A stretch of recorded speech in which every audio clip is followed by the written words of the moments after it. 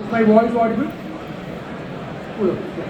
So for the next 20 minutes, we will talk a little bit about the new workload that's happening in the data center industry.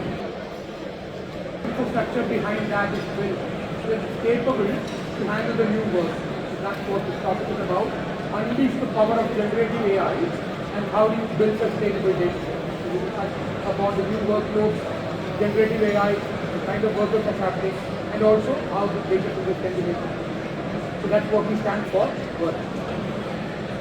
So we've all seen this. There's something called creative destruction. This is a term that was coined in 1942 by Austrian economist called Paul Schumpeter. And this is a term that is even valid today. Because something totally new comes and it disrupts the way we live, the way we work, it affects the market, it affects industry, it affects jobs. So every new innovation cycle is a particular time frame, and what you've seen is the time frame is shrinking. The first 60 years was of hydroelectric power, and then 55 years of steam power, and then electricity, aviation, and petrochemicals was the fifth wave. And the fifth wave is about digital networks, IT, internet, and how it has changed the way we live and work. And of course, the sixth wave is what we are right now into. But it's a shrunk cycle, a 25-year life cycle of AI and IoT, robots and drones. And of course, when there is AI, there's a lot of data, there's a lot of data processing, and it also means we will need to have clean technology because approximately 2% of world's electric power that's generated is now used by data centers. And that is expected to grow to 8 to 10% by 2030. So that's the amount of electricity that will be used, and the electricity comes from sources like renewable and fossil fuels. So that's something to care about. And as CIOs, all of us need to be caring about that because India has signed the COP agreements, the global agreements and all that, but by 2070 they're going to be net neutral and they're going to be energy exporters. By 2047, India will be a net energy exporter. And we are actually ahead of, India is actually ahead of what we have committed by 2030, 9 years ahead of time. So people have heard Amitabh Khan's speech yesterday, the grand speech. He said India is 9 years ahead. So this is going to be a pressure that's there on all of us as to what we're building, is it sustainable? So this is the way generative AI and the workload that's happening in the data center industry. So what you can see in 2020 it's hardly 2 to 3%, but AI workloads in the data center industry is going to be something like 20 to 24% by 2027. This is internal research into the research agency. 23% of workload in the next 4 years, it will be AI work. And the size of the pie here is $18 billion. The data center physical infrastructure means, when I say DCPI, it means the physical cooling, the physical power, the cooling and power and the racks, everything other than the IT equipment is what is called as DCPI. And this is an $18 billion spent right now. And here it's going to be $38 billion spent.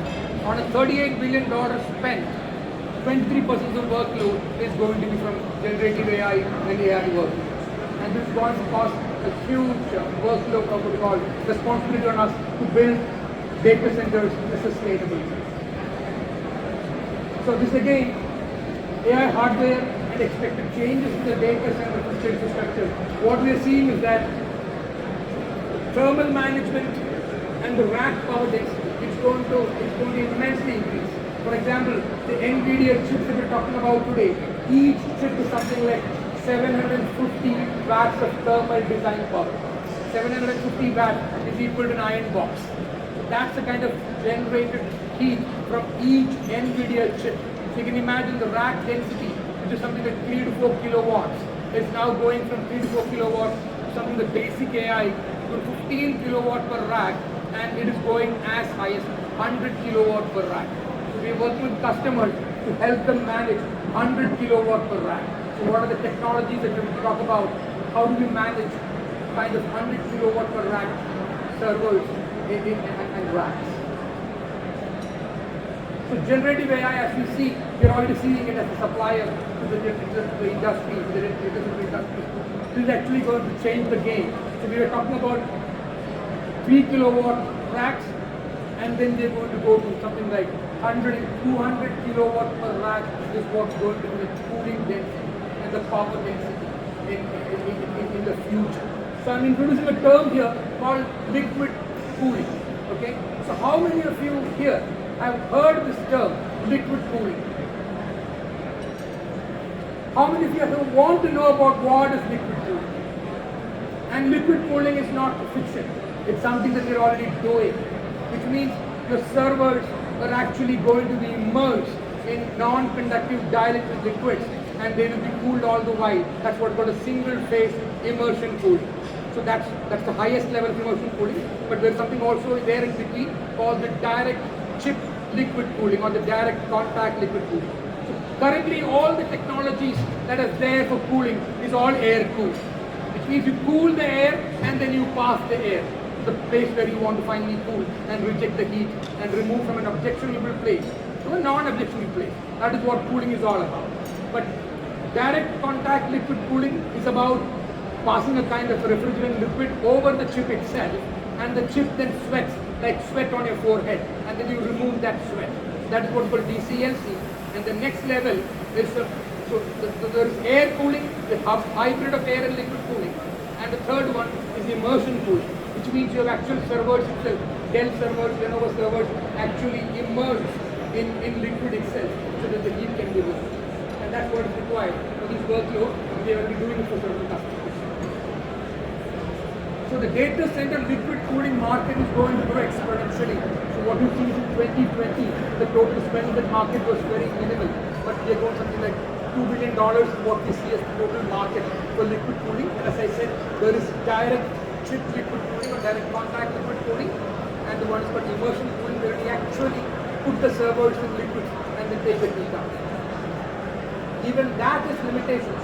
So that's what the next level is. This can do up something like it is very, very effective in terms of power consumption. It is 70% lesser than the normal air cooling. But even this is limitations, and that's what we will talk next time. So which means data center managers, CIOs are working for organizational dialogue. It is AI on one side, and that's proliferating the requirement of workloads. But at the same time, on one side is ESG. And when I talk about ESG, it's very, very, very sensitive. In 2015, India said that by 2030, India will do so many things as per what is called the Conference of Parties, COP. You would have heard about COP 20. Tomorrow, the COP 28 is happening in Dubai. So last year was in Egypt, the year before that was in Glasgow. And they come up with certain set of norms that they should do so they can reduce emissions, they can reduce greenhouse emissions, reduce the carbon footprint. And India is actually 9 years ahead of what it is. So we're doing much better than Western countries. There's going to be a lot of focus on ESG in the coming years. So on one side is storage, processing, reporting, and that's important because that's what's required. Everybody, you go to the airport, they look at your iris, there's the security checking, you straight away go to the airport, and that's all AI behind it, which means there's a lot of data processing that's happening behind. That's the kilowatt part of it. To run all that, you need a lot of cooling and power. On the other side, you also need to look at the environment. You need to look at the environment, you need to look at the social and the governance part of it, and reduce carbon footprint. So it's a balance between your AI workload and your ESG on that. So sustainability is a huge thing.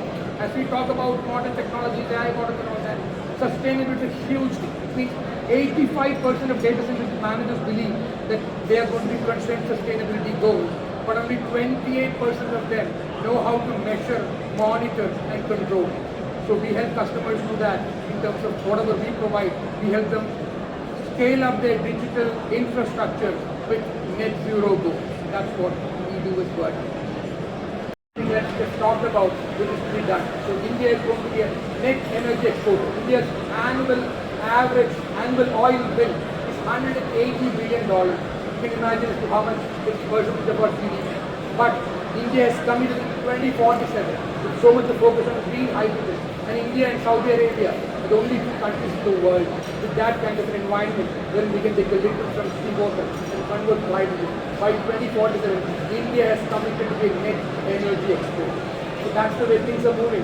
So there is also customers, B2C customers, B2B customers, they're getting a fair of these kinds of sustainability goals. And customers are also looking to buy products from companies who have ESG claims.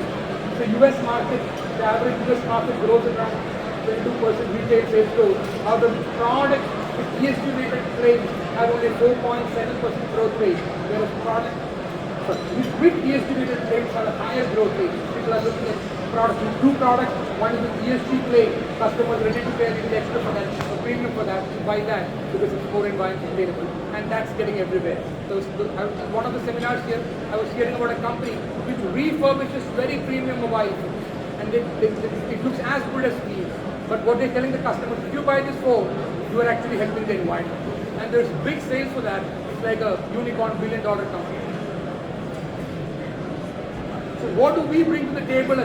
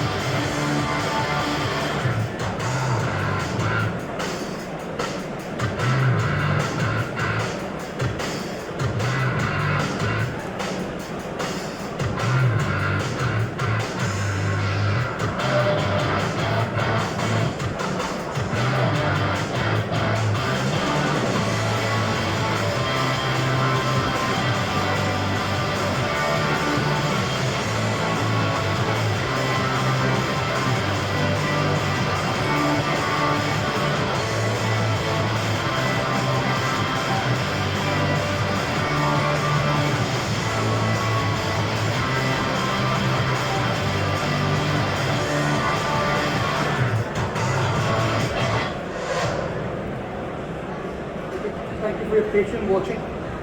So that's what it is. You can actually immerse servers in the dielectric non-conductive liquid and take it out. That's what this video is about. So workup is also, but this is not enough. The kind of workup is happening, as I said, just one chip is 750 watts. So for that kind of a load, you have multiple chips in a server and multiple servers in a rack. This is just not enough. So we are actually working with NVIDIA. As I said before, 2% of the world's power by data center.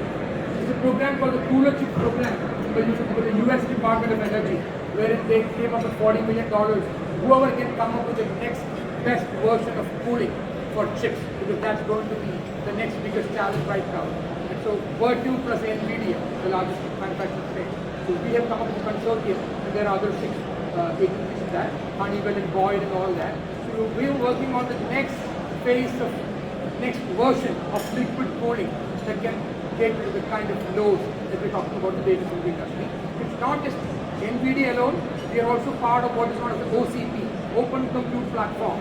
Because today, all your servers work on DC power, SMPS. So you get AC, you convert it to rectifiers, and then you convert it to the DC power. You don't need to do that, right? You need to directly give DC power to the server. So we are working with customers on the Open Compute Platform. We are working with Ericsson kind of companies also to help them roll the 5G in a sustainable way. So a little about my company Virtu, because they pay my salary with warrants, global presence and local presence in India. We are a company which has got a 30-year legacy in the company in history in this country alone, and we have got a large service network. We have around, if you want that this number is wrong, we have around 300 engineers working in Pune. Around 50 of them are PhDs, working on the next level of technologies for the globe, and we have a large service network. So whatever we give you, we have around, what is shown here is around 500 service engineers, but including our part-time network, we have the single largest service network in the country. 1,000 service engineers across the country helping you install and maintain over the life cycle the products that we sell, which is making power, cooling, IT management, asset tracking. So I'll talk a little bit about that. I talked about cooling, so we can give us very small cooling applications for the basic rooms like the ATM rooms, the hub rooms, the router rooms.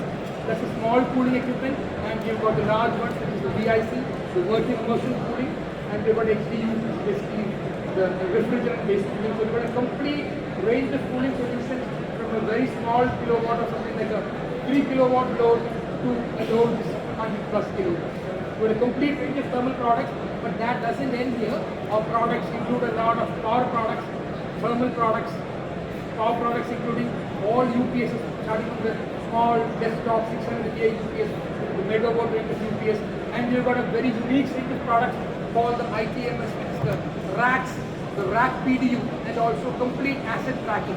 So somebody plugs out a server from a rack and puts it somewhere else. We've got methods in which we can track the asset, and we've got finger access control system products also, which means you go into data center room, you will need to have access control. So we do access control, we do asset tracking, and we also do what is known as data center infrastructure management. Which means you've got chillers, you've got power plant, you've got UPS systems. So we can actually take the data from all of that, the temperature, the humidity, the supply air temperature, the return air temperature, and we can actually do AI/ML algorithms, and we can help you to run your data center more efficiently.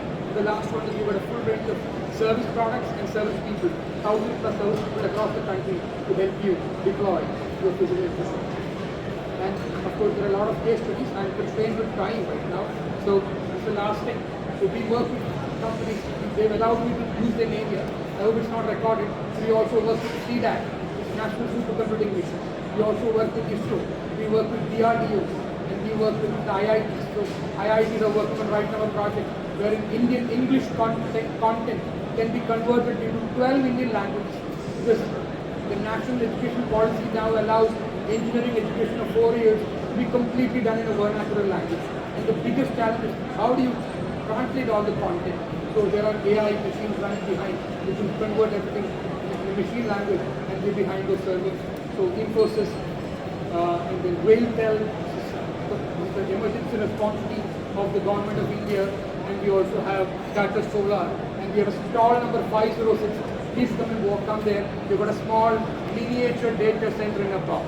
You don't need to build large data center rooms. If you have something like a 20 rack, 30 rack, 50 rack requirement, we can actually prefabricate a complete data center and come and install it to you. So that's what we've done. Thank you very much. Your questions are very good.